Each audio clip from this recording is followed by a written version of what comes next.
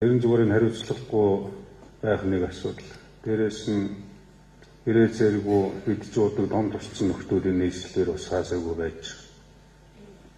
Тэрний жишээ нь өвчийн газар. Нэг албан тушаалтан гэж.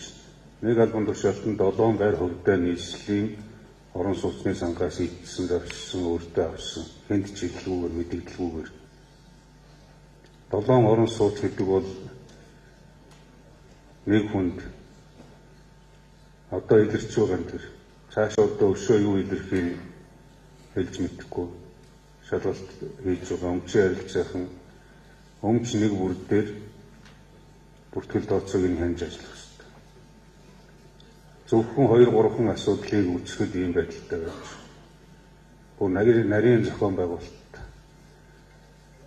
лөөр хулгаан инженерчлэгийн нарийн сэтгэлгээтэй бүр сүлжээнд орсон газар өмч хөрөнгийг хэнд ч мэдэгдэхгүйгээр хууль журмын дагуу юм шиг харагдах үз